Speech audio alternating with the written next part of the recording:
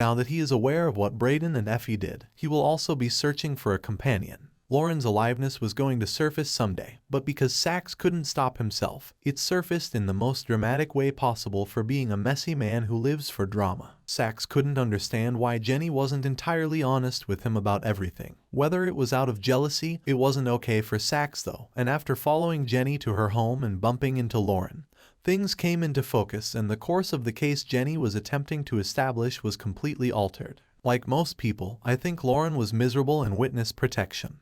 But hearing from Saxe made her feel better because she ultimately became upset enough to leave and head back to the city after discovering that Jenny was lying to her. Was the decision wise? We'll see in due course, but Lauren needed to once again feel in charge of her life. She didn't have any agency. All of these choices were being made for her. She undoubtedly put herself at risk by reclaiming her agency, but what was more important to her was that when she met with Tariq, she was attempting to discover the truth for herself. Since Jenny has been her only source of truth for so long, it must be challenging for her to distinguish between what is genuine and what isn't. Additionally, Jenny wasn't actually deceiving her by telling lies. However, she was putting her own spin on events to help Lauren adopt the correct attitude for supporting her argument. And she made sure she had a totally negative attitude toward Tariq with this thought. Even though Lauren and Tariq's relationship was a mess, Tariq still loved her. He wouldn't have approved of how Brayden and Effie handled the situation because he didn't want her dead. However, Lauren was unaware of this, thus it was reasonable for her to interrogate Tariq in order to determine whether the man she had fallen deeply in love with was actually that bad. She left the park after the ambush, showing that she at least thought she wasn't the only one being misled.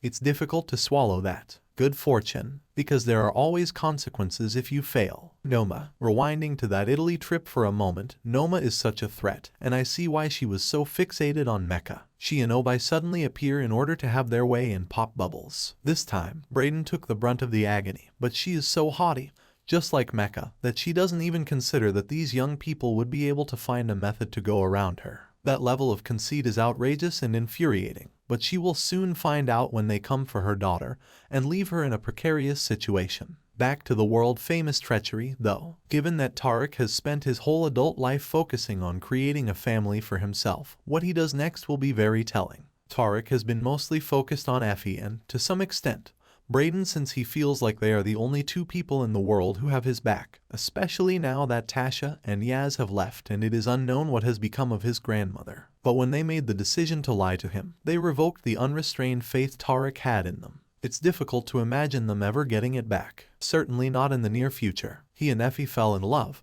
and she and he started making plans for them, sincerely believing in their future together. But it will hurt him differently knowing that she could so callously get rid of someone he cared about and not even notify him. All the adult relationships he has observed have left him wanting the opposite. He's desired a mate in every way, someone to hold him down. He really meant it when he mentioned binge-watching a show and cooking with Effie. The moment Tariq learned about his parents' failing marriage and other realities, his idyllic life continued in full force. It's difficult to imagine them ever getting it back. Certainly not in the near future. He and Effie fell in love, and she and he started making plans for them, sincerely believing in their future together. But it will hurt him differently knowing that she could so callously get rid of someone he cared about and not even notify him. All the adult relationships he has observed have left him wanting the opposite. He's desired a mate in every way, someone to hold him down. He really meant it when he mentioned binge-watching a show and cooking with Effie. The moment Tariq was made aware of his parents' failing marriage, his ideal life was entirely unaffected.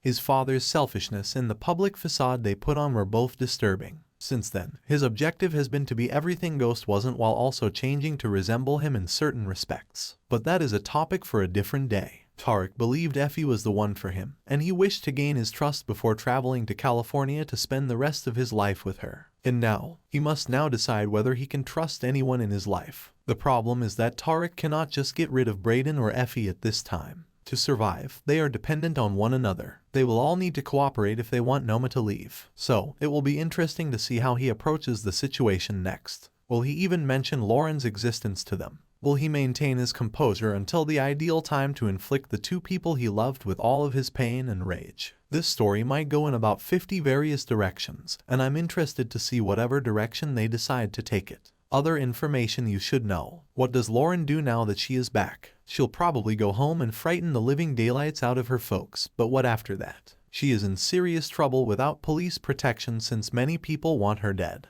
And presumably after the initial rush of freedom wears off, she'll understand it. When RSJ brought up Ghost, I began to worry if they had ever been romantically involved and if Tariq might someday suffer as a result. People that sound sincere on this show are not to be trusted. Given her concern about Brayden's whereabouts, Kiki must genuinely care about him. But it appears that she won't be amused by his extracurricular business endeavors. Rip Lorenzo, even though there was much to be desired about your release from prison, you ultimately did adore your family. They will lament your loss. They'll get even for you. The next Tejada family head will wear that large chain around his or her neck. When Davis learns what Saxe has been up to, it will be glorious. Saxe has avoided being killed and punished so many times that I have lost count. However, something about